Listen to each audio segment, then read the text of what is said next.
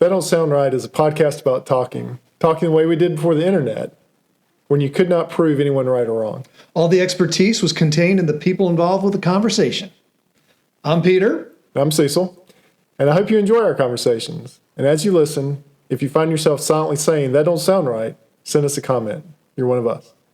Yeah. I've gotten up for early services. do you know that one Easter here, I thought that Jesus had come back on Easter morning? That don't sound right.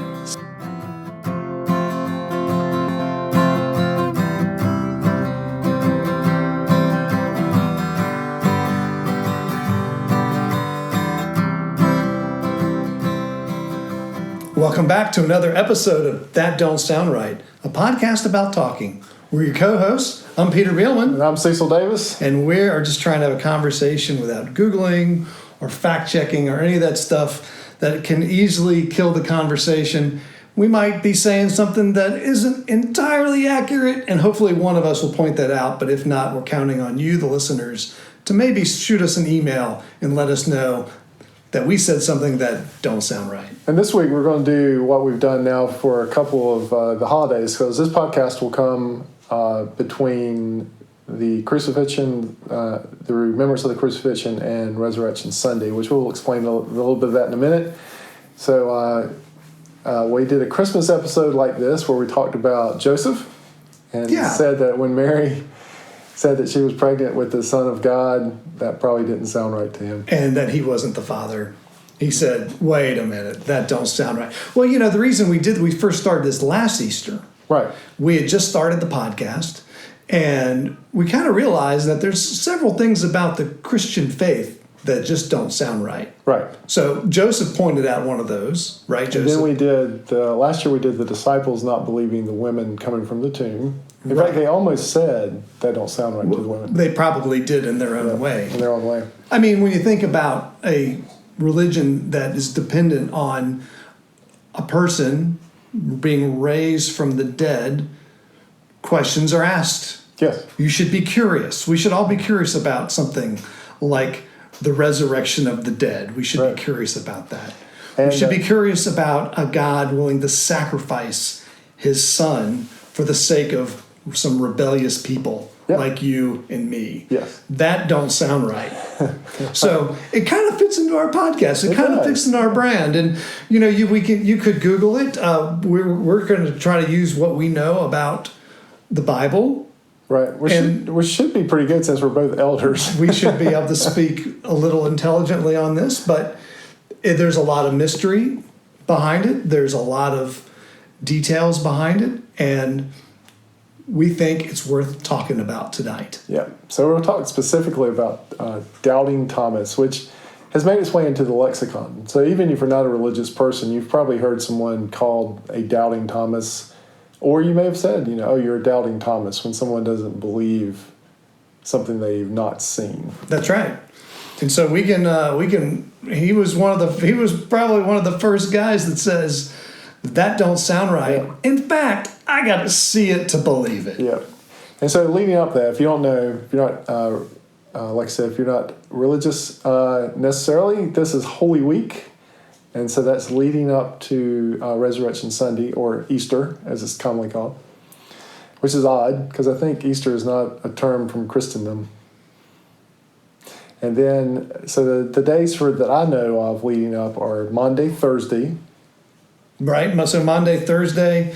So interesting thing about the word Monday, it's kind of it comes from an old French word that came from a Latin word, which means mandate. See, I didn't know what Monday stood for. So it comes from mandate. So Thursday is basically when Jesus had the Last Supper. That happens on Monday, Thursday.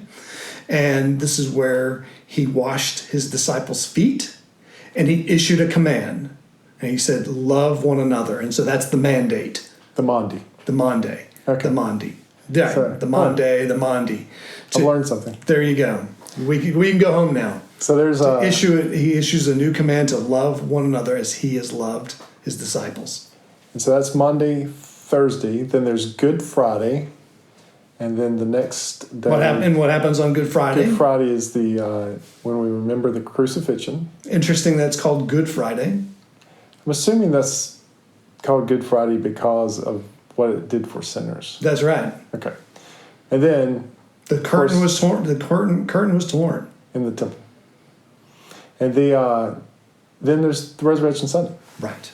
And there's other days. I mean, because if you in popular culture, lots of people know about Fat Tuesday and Mardi Gras and Lent. And, right. Even those two things precede Lent. Precede, and Ash Wednesday. Also precedes Lent. Yeah, and so they, probably Mardi Gras is the most famous of those celebrations. Mm-hmm. And that's all prior to Lent, right? For leading up to Fat Tuesday. Mm-hmm. Yeah. So I guess the biggest one in the U.S. is what? New Orleans? Right. Yeah. But there's other Fat Tuesday celebrations, right? There are other Mardi Gras. Oh, I'm sure there are. I'm sure there's. I guess Rio has a big one. Carnival. Is that in that? I think that's part of Mardi Gras, part of Fat Tuesday. Yeah. So I grew up Southern Baptist, so we didn't necessarily recognize all of those days. Presbyterians, not much either. Yeah. So, but we do recognize Monday, Thursday, Good Friday, and of course Resurrection Sunday. Right. But today's story is about Thomas, who was one of the 12 disciples. In fact, he was called the twin. No, I don't. He was called the twin. Mm-hmm. Thomas was called the twin. I don't remember that fact about him. Yeah, I'm assuming he was a twin with somebody else, not a disciple. No. So this is right after the disciples said, "That don't sound right." So we'll read the story. So picks up where Mary had seen Jesus at the tomb. She comes back and says, "I've seen the Lord." The disciples say, "That don't sound right." And so that's what we talked about last year. Right. That's what we talked about last year. Yeah. So Jesus appears to them. In fact, they even say something about, isn't it too early to be drunk or something like that? Right. Yeah, that's right. So Jesus appears to them and says, "Peace be with you," shows them his hands and his side. They were so happy. So they're all in it. But guess what? This picks up in verse 24 of chapter 20. Now Thomas, one of the 12, was not with the disciples when Jesus came. So he missed some big news here. Yeah, so the 12 disciples, as you know, are the 12 men that followed Jesus. Now, we're down one because of Judas. Right. Because he betrayed Jesus. Mm-hmm. And now, and he hadn't been replaced yet. Right. So that happens a little bit later. But Thomas is somewhere else. We don't know where he is. Yeah, where is he? Why is he not with the rest of the disciples? So the other disciples tell him, right, "We have seen the Lord." So now, these are 10 of his best friends, or 10 close. 10, right. Yeah, 10 of his closest compatriots at this point. And they were not, we have seen him. Yeah. And what's his response? "Unless I see the nail marks in his hands and put my finger where the nails were and put my hand into his side, I won't believe." Right. So that's kind of a long way of saying, that don't sound right. It's never going to sound right. I got to see some proof. Yeah. Yeah, no, that is a long way of saying that don't sound right. And so the wounds in his hands are where he's been crucified. The wound in his side is where he was stabbed while he was on the cross. Mm-hmm. And Thomas wants to see all of that before he believes that Jesus is risen from the dead. That's right, because he saw it at firsthand, right? He saw Jesus up on the cross, so he knew where the wounds were. Apparently, right? Yeah, he knew what had happened to Jesus. Yeah. So he wants proof. So a week later, his disciples were in the house again. This time, Thomas is with them. Thanks, Thomas. Welcome back to the party. Though the doors were locked, Jesus came and stood among them and said, "Peace be with you." Then he said to Thomas, "Put your finger here. See my hands. Reach out your hand and put it into my side. Stop doubting and believe." Thomas then said to him, "My Lord and my God." Then Jesus told him, "Because you have seen me, you have believed. Blessed are those who have not seen and yet have believed." So now the disciples have been working on Thomas for a whole week. That's right. Correct, because they're happy that Jesus has been resurrected. And he's probably was sitting over there with his hands crossed, Right. arms crossed, saying, unless I see it. Right. And so then Jesus appears to Thomas and he believes. That's pretty remarkable and gentle of Jesus to do that when you think about it. He didn't have to do that. I mean, Thomas had his chance with the first time he showed up. Right. He could have been there. He could have been there. I'm sure maybe there's extenuating circumstance. I'm not judging Thomas by any means. But now I've heard a bunch of sermons. Like this passage will preach, man. There's a lot of, I've heard a lot of sermons about this, about not being a doubting Thomas or compassion on the doubting Thomas. Man, there's a lot of room for pastors to. Is there one you remember the most? I don't have one that I remember the most. I just remember that it tends to be a go-to passage, especially at Easter, I think. Right. Because that wrap up by Jesus is so good. Because you have seen me, you have believed. Blessed are those who have seen, who have not seen, and yet have believed. Yeah. Yeah, that's such a powerful wrap up. That's a favorite of preachers, I think. That's right. And then this is the end of John. Oh, really? That's the end of John chapter 20, not the end of John, but the end of chapter 20, where he says, Jesus performed many other signs in the presence of his disciples, which are not recorded in this book. But these are written so that you may believe that Jesus is the Messiah, the Son of God, and that by believing you may have life in his name. So I wonder what Thomas did after that. I think he probably stuck around. Yeah, because you see some of the. I just wonder how he felt having to have proof like that. I understand it. I mean, it's completely understandable. Oh yeah. I didn't have any words of wisdom for tonight. Well, I think the scriptures said it right there.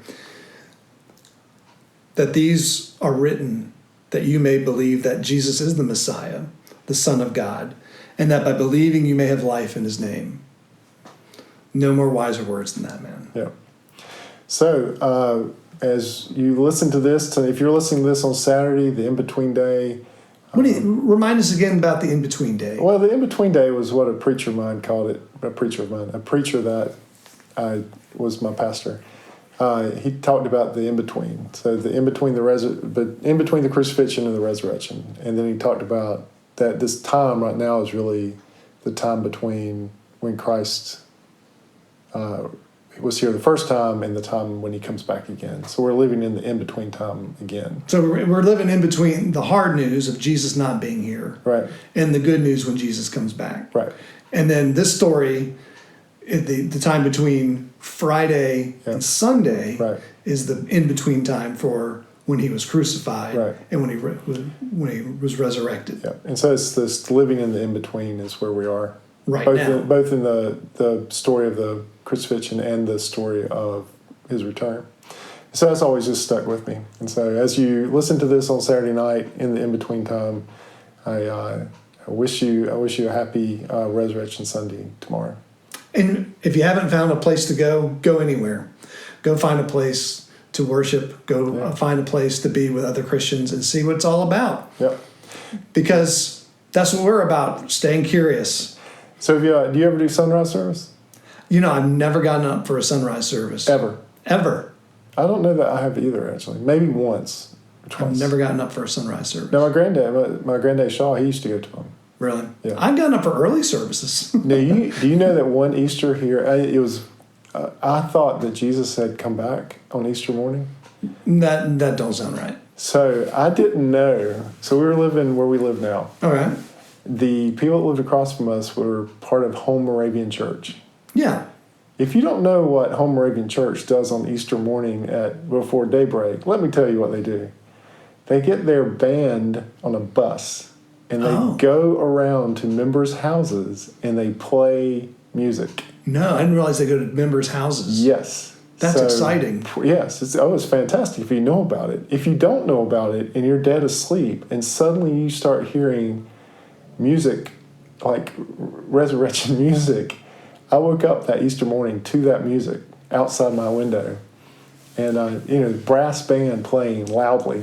Yeah. And I thought, Jesus is coming back. Those are the trumpets.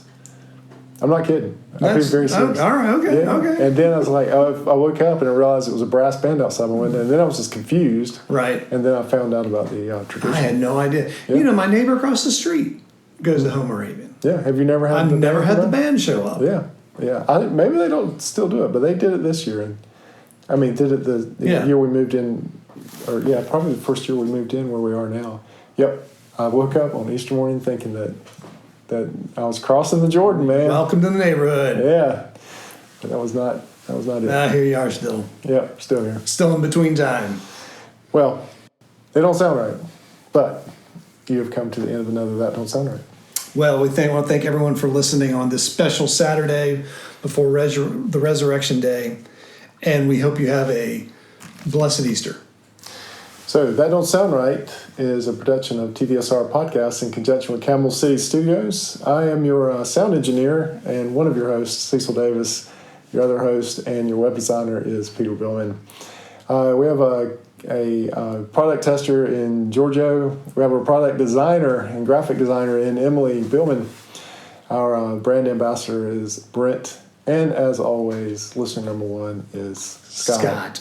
So until next Saturday night, keep talking. And stay curious.